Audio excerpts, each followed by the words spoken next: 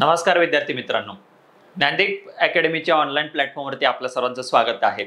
आता आजचा जो दिवस आहे 23 जून, या दिवशी इतिहासामध्ये एक महत्त्वपूर्ण लढाई झाली होती, एक निर्णायक लढाई झाली होती। आता 23 जूनला नेमकं काय झालं होतं तर प्लासीची लढाई म्हणून जी एक निर्णायक लढाई ओळखली जाते ती झाली होती। आता ती प्लासीची लढाई का झाली, त्याची कारणं नेमकी काय होती, त्याची पार्श्वभूमी काय होती, त्या लढाई दरम्यान नेमकं काय झालं आणि त्या लढाईचा परिणाम इथल्या भारताच्या इतिहासावरती कशा पद्धतीने झालेला आहे, त्या सगळ्या गोष्टी आपण आजच्या व्हिडिओच्या माध्यमातून जाणून घेण्याचा प्रयत्न करणार आहोत। आजचं दिन विशेष आहे 23 जूनला ही प्लासीची लढाई झाली होती, बॅटल ऑफ प्लासी झाली होती, त्याच्याबद्दलच्या सगळ्या गोष्टी आपण आजच्या व्हिडिओमध्ये जाणून घेणार आहोत। तर सुरुवातीला ही लढाई कधी झाली, कोणत्या ठिकाणी झाली आणि कोणाच्या दरम्यान झाली, त्या सगळ्या गोष्टी आपण जाणून घेणार आहोत। पहिली गोष्ट, ही लढाई जसं मगाशी सांगितलं की 23 जून हा जो आजचा दिवस आहे या दिवशी झाली होती। 23 जून 1757 ला ही लढाई झालेली आपल्याला बघायला मिळते। कोणत्या ठिकाणी झाली होती तर प्लासी किंवा पलाशी म्हणून ते ओळखलं जात होतं ठिकाण, पश्चिम बंगाल मधलं, त्या ठिकाणी झालेली होती। भगीरथी नदी जी आहे त्या भागामधून वाहणारी त्या भगीरथी नदीच्या पूर्वेला त्या ठिकाणी ही प्लासीची लढाई आपल्याला झालेली पाहायला मिळते। आता कोणा दरम्यान झाली होती तर त्यावेळी ब्रिटिश आणि बंगालचे नवाब यांच्यामध्ये वाद झालेला होता, तर त्या दोघांमध्ये ही लढाई झालेली, हे बॅटल झालेलं आपल्याला बघायला मिळतं। ब्रिटिशांच्या बाजूने रॉबर्ट क्लाइव्ह या कमांडरच्या नेतृत्वामध्ये सगळं सैन्य लढलेलं होतं ब्रिटिशांचं, आणि बंगालचा नवाब त्यावेळी कोण होतं तर सिराज उद्दौला। तर या दोघांमध्ये ही प्लासीची लढाई झालेली आपल्याला बघायला मिळते। मग याची कारणं नेमके काय होती, त्याची पार्श्वभूमी काय होती, त्या सगळ्या गोष्टी आपण जाणून घेणार आहोत। तर बघा, बंगाल एक महत्वाचा समृद्ध प्रांत म्हणून ओळखला जात होता। मुघल शासन होतं, परंतु त्या मुघल शासनाच्या अंतर्गतच बंगाल एक स्वतंत्र प्रांत म्हणून, स्वायत्त प्रांत म्हणून काम करत होता। मग त्या बंगालचा जो प्रमुख असायचा तो नवाब म्हणून ओळखला जात असायचा। मग वेगवेगळे नवाब तिथं महत्वाचे आहेत, मग परीक्षेच्या दृष्टीने पण तसा प्रश्न विचारला जातो, योग्य कालानुक्रम लावा अशा पद्धतीने प्रश्न विचारला जातो या बंगालच्या नवाबांचा। बंगालचा नवाब जो अलीवर्दी खान होता, त्या अलीवर्दी खान नंतर तिथं सिराज उद्दौला नावाचा एक जो व्यक्ती होता तो बंगालचा नवाब म्हणून गादीवरती बसला होता। मग त्यावेळी गादीवरती सिराजुद्दौला बसल्यानंतर त्याच्यासमोर बरीच आव्हानं निर्माण झाली होती। ती आव्हानं कोणकोणती होती ती अगोदर जाणून घेऊया आणि त्याच्यातून मग या लढाईची पार्श्वभूमी निर्माण झालेली आपल्याला बघायला मिळते। तर अलीवर्दी खान नंतर सिराजुद्दौला गादीवरती बसला। सिराजुद्दौला गादीवरती बसल्यानंतर त्याच्यासमोर बरीच आव्हानं, बरेच चॅलेंजेस समोर असलेले बघायला मिळतात। त्यामध्ये पहिलं चॅलेंज कोणतं होतं, पहिलं आव्हान कोणतं होतं तर त्याचा चुलत भाऊ जो होता शौकत जंग, तो देखील प्रतिस्पर्धी होता। आता त्या दरम्यान अशाच पद्धतीने गोष्टी चालत असायच्या, गादी मिळवण्यासाठी प्रत्येक जण कॉम्पिटिटर असायचा, प्रतिस्पर्धी असायचा। मग लहान भाऊ असेल, मोठा भाऊ असेल, चुलत भाऊ असेल, काका मामा, असं कुणीही रेसमध्ये असायचं, स्पर्धेत असायचं गादी मिळवण्यासाठी म्हणून। मग सिराज उद्दौला समोर पहिलं आव्हान होतं ते होतं त्याचा चुलत भाऊ शौकत जंग याचं, त्याला देखील गादी पाहिजे होती, ते पहिलं आव्हान होतं। दुसरं आव्हान होतं त्याची मावशी घसीटी बेगम, तिचा देखील डोळा होता या गादीवरती आणि गादीच्या खजिन्यावरती।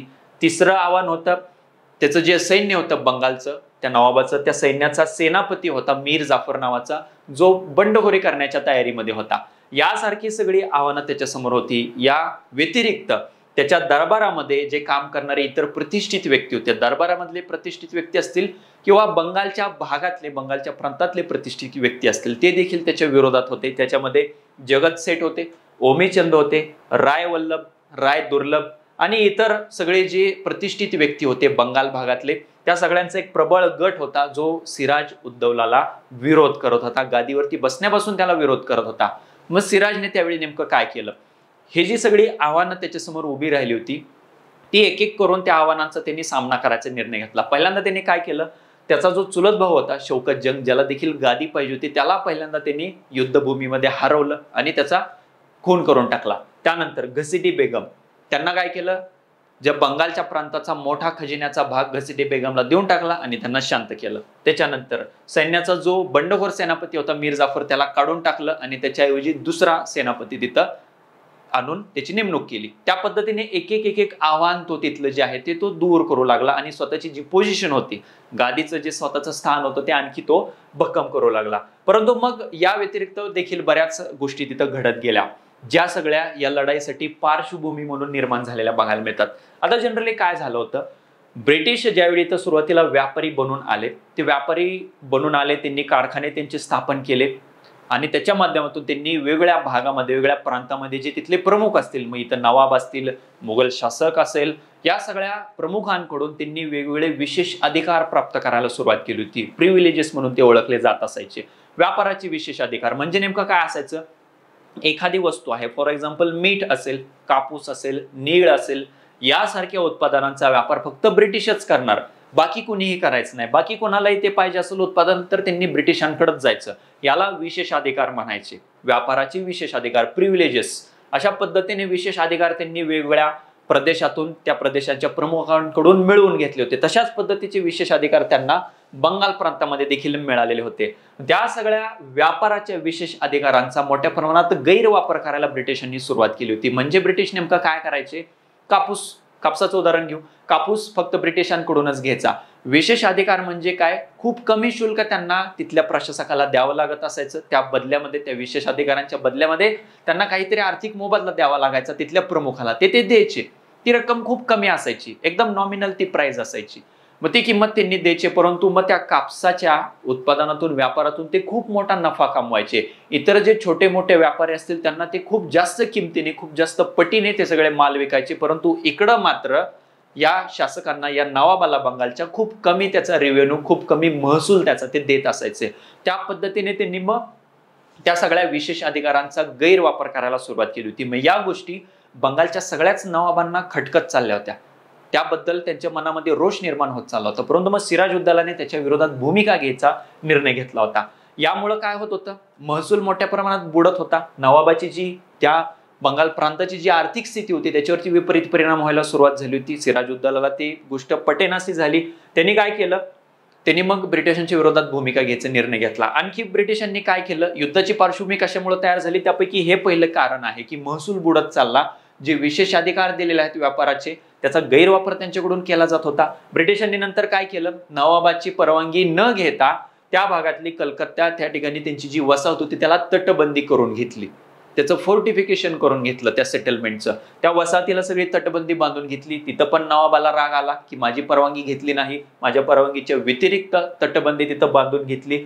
त्यासोबतच नवाबाचा प्रचंड मोठा खजिना घेऊन पळून गेलेला रायवल्लभ यांचा जो मुलगा होता कृष्णदास नावाचा, त्याला देखील कंपनीने काय केलं? आश्रय दिला. ब्रिटिशांनी, ब्रिटिश ईस्ट इंडिया कंपनीने काय केलं? जो व्यक्ती बंगालच्या नवाबाचा म्हणजेच सिराजउद्दौलाचा मोठा खजिना घेऊन पळून गेलेला होता, त्याचं नाव होतं कृष्णदास. जो मुलगा होता राय वल्लभ याचा, जे कोण होता दरबारामधली मगाशी आपण नावं बघितली, राय वल्लभ, राय दुर्लभ, त्यापैकी राय वल्लभ जो यांचा मुलगा होता कृष्णदास, त्याने खजिना घेऊन पळून गेलेला होता. त्याला कंपनीने आश्रय दिला. ते पण एक रागाचं कारण ठरलं. यामुळं पण नवाब जो आहे तो रागाला गेला. सिराजउद्दौलाला राग आला की कंपनी आपल्या विरोधात भूमिका घ्यायला लागली आहे, मग आपण पण काहीतरी भूमिका घ्यायला पाहिजे, हा विचार सिराजउद्दौलाने त्या ठिकाणी केला. मग सिराजने काय केलं? फ्रेंच ईस्ट इंडिया कंपनी, पण फक्त ब्रिटिश आले होते का भारतात? तर नाही. ब्रिटिशांच्या अगोदर पोर्तुगीज आले होते, डच आले होते, डेन्स आले होते, फ्रेंच आलेले होते. तर त्या फ्रेंचांसोबत मग सिराजने काही वाटाघाटी करायला सुरुवात केली, ज्याचा संशय मग कंपनीला आला. कंपनीला वाटलं की नवाबाने जर ब्रिटिश ईस्ट इंडिया कंपनीचे विशेष अधिकार काढून घेतले आणि जर फ्रेंचांना दिले तर मात्र अवघड होईल. आर्थिक जो नफा मिळत आहे ते सगळं बंद होईल. कंपनीला संशय आला की सिराज तशा पद्धतीने काहीतरी निर्णय घेईल. म्हणून कंपनी त्यांच्या बाजूने पण तयारीला लागली की आपल्याला पण काहीतरी करावं लागेल. सिराजने ऑलरेडी डिसिजन घेतलेला होता. आधीच त्यांनी ठरवलेलं होतं की कंपनीच्या विरोधात काहीतरी आपल्याला कारवाई करणं गरजेचं आहे. त्या पद्धतीने सिराजने काय केलं? कलकत्ता या ठिकाणी जो ब्रिटिश ईस्ट इंडिया कंपनीचा किल्ला होता, ब्रिटिशांची जी वसाहत होती, त्या ठिकाणी त्यांनी हल्ला केला आणि संघर्षाला सुरुवात झाली. त्या ठिकाणी मग एक महत्वाची घटना घडलेली होती, ज्याला ब्लॅक होल ट्रॅजेडी असं म्हणलं जातं. ती घटना नेमकी काय होती? 1756ला ती घटना घडलेली होती, प्लासीच्या अगोदर काहीच दिवस. त्यावेळी काय झालेलं होतं? ज्यावेळी सिराजने हल्ला केला ब्रिटिशांच्या त्या किल्ल्यावरती, असं मानलं जातं, इतिहासकारांमध्ये दोन मत आहेत त्याला घेऊन, की ब्लॅक होल ट्रॅजेडी म्हणजे नेमकं काय झालं होतं. तर सिराजने ज्यावेळी हल्ला केला त्यावेळी ब्रिटिशांना माघार घ्यावी लागली. मग बरेच ब्रिटिश ईस्ट इंडिया कंपनीच्या सैन्याचे जे सगळे सैनिक होते त्यांना सिराजने एका छोट्या खोलीमध्ये बऱ्याच लोकांना डांबून ठेवलं असं मानलं जातं आणि ती खोली बंद करून टाकली. मग त्याच्यामध्ये गुदमरून बऱ्याच सैनिकांचा मृत्यू झालेला होता. त्याला ब्लॅक होल ट्रॅजेडी असं मानलं जातं. आता ही गोष्ट सिराजच्या बाजूने घडल्यानंतर ब्रिटिश पण शांत बसणार नव्हते. ब्रिटिशांनी पण या गोष्टीचा बदला घेण्याचा निर्णय घेतला. मग त्याच्यातून पुढे मग प्लासीची लढाई सगळी सुरू झालेली आपल्याला बघायला मिळते. ठीक आहे, आता या अनुषंगाने आपल्यासाठी महत्वाचा मुद्दा कुठला आहे की रॉबर्ट क्लाइव्ह याच्या नेतृत्वामध्ये तिथं मग सैन्य त्यांनी सगळं मद्रासवरून सैन्य बोलून घेतलं आणि सिराजच्या विरोधात त्या ठिकाणी त्यांनी भूमिका घ्यायला सुरुवात केली. संघर्ष सुरू झाला. आता ऑलरेडी आपण बघितलेलं होतं की सिराजच्या विरोधातले जे व्यक्ती आहेत दरबारातले ते तर सगळे ब्रिटिशांना जाऊन मिळाले. सोबतच मीर जाफर जो बंडखोर सेनापती होता ज्याला काढून टाकलं होतं सिराजने, तो पण ब्रिटिशांनी जाऊन मिळाला. त्यामुळं असं आधी झालं होतं की सिराजचं सैन्य मोठं होतं परंतु सिराजच्या विरोधात युती ही सगळ्यांची बनलेली होती. सिराज एकटा एका बाजूला आणि ब्रिटिश बंगालमधले प्रतिष्ठित व्यक्ती आणि मीर जाफर बंडखोर सेनापती हे सगळे ऑलरेडी ब्रिटिशांना जाऊन मिळालेले होते. ते सगळे एका बाजूला, सिराज उद्दौला एका बाजूला. त्यामुळे ही लढाई होण्या अगोदरच त्याचा निर्णय समोर आलेला होता की याच्यामध्ये सिराज उद्दौला हारणार आहे म्हणून. तशा पद्धतीने युद्धाला सुरुवात झाली आणि रॉबर्ट क्लाइव्ह ज्याने मद्रासहून सैनिक बोलवलेलं होतं, सैन्य बोलवलं होतं ब्रिटिशांचं, त्यांनी प्रतिकार केला आणि सिराजला त्याच्यामध्ये पराभव स्वीकारावा लागला. त्या पद्धतीने मग ही लढाई सगळी झालेली आपल्याला बघायला मिळते. मग त्या लढाईनंतर बरेच वेगवेगळे चेंजेस तिथं झालेले आपल्याला बघायला मिळतात. ठीक आहे, आता त्याच्यामध्ये काय झालं, सिराज उद्दौला महत्वाचा जो व्यक्ती होता तो तर त्याच्यामध्ये हरला. बंगालचा नवाब मीर जाफर का जाऊन मिळवलेलं होतं ब्रिटिशांना की सिराजला गादीवरून हकलून मीर जाफरला बंगालचं नवाब पद दिलं जाईल हे आश्वासन ब्रिटिशांनी दिलं होतं. त्यामुळे मीर जाफर त्यांना जाऊन मिळाला होता. या पद्धतीने मग मीर जाफर नंतर बंगालचा नवाब बनला. मीर जाफर जो बंडखोर सेनापती होता तो ब्रिटिशांना जाऊन मिळाला. ब्रिटिशांनी त्याला प्रॉमिस केलं, आश्वासन दिलं की तू आमच्यासोबत काम कर, आम्ही तुला नवाब बनवू सिराजला काढून टाकून. त्या पद्धतीने मीर जाफरला बंगालचा नवाब करण्यात आलं. मीर जाफरने बरीच मोठी रक्कम ब्रिटिशांना दिली. नवाबपदी बसल्यानंतर मोठी रक्कम ब्रिटिशांना दिली. 24 परगणा एक जिल्हा आहे बंगाल भागातला, तिथली जमीन ब्रिटिशांना दिली. त्या पद्धतीने वेगवेगळ्या गोष्टी त्याला नवाबपदी बसवल्याच्या बदल्यामध्ये त्यांनी या सगळ्या गोष्टी ब्रिटिशांना देऊ केल्या. त्यानंतर त्याचं राजकीय महत्व काय मानलं जातं की भारतामध्ये ब्रिटिश साम्राज्याचा पाया या लढाईने घातला गेला आहे असं मानलं जातं. 1757ला ही जी लढाई झाली त्याच्यामध्ये विजय त्यांनी प्राप्त केला, त्यांच्या साम्राज्याचा पाया याच्यामध्ये घातला गेला या लढाईने, ते एक महत्व मानलं जातं. सोबतच ब्रिटिश राजवटीचा प्रारंभ म्हणून देखील या लढाईला ओळखलं जातं. ते पण त्या लढाईचं महत्व आहे आपल्यासाठी. लष्करी वर्चस्व त्यांनी दाखवून दिलं की ते हरवू शकतात. युती वेगवेगळ्या लोकांसोबत करून सैन्याच्या माध्यमातून ते इथल्या साम्राज्याच्या प्रमुखांना हरवू शकतात. ते पण लष्करी वर्चस्व त्यांनी तिथं दाखवून दिलं ब्रिटिशांनी, ते एक महत्व आहे. त्यांचे जे मुख्य प्रतिस्पर्धी होते फ्रेंच, ज्याबद्दल त्यांना संशय होता की सिराज आणि फ्रेंच एकत्र येतील, ते पण प्रतिस्पर्धी त्यांना पण तिथं हकलून देण्यामध्ये ते यशस्वी झाले होते. इंग्रजांचं सार्वभौमत्व मान्य करण्यात आलं होतं. जो मीर जाफर नंतर नवाबपदी ज्याला बसवण्यात आलं होतं त्यांनी सार्वभौमत्व मान्य केलं आणि रेसिडेंट नावाची एक संकल्पना असायची, रहिवासी. ब्रिटिशांचा एक व्यक्ती रहिवासी म्हणून, रेसिडेंट म्हणून त्या नवाबाच्या दरबारामध्ये राहत असायचा, त्याची नियुक्ती मान्य केली होती. सार्वभौमत्व का गमावलं असं मानलं जातं या गोष्टीमुळं, कारण तो रहिवासी जो असायचा, जो रेसिडेंट असायचा ब्रिटिशांचा व्यक्ती, तो दरबारामध्येच असायचा कायम.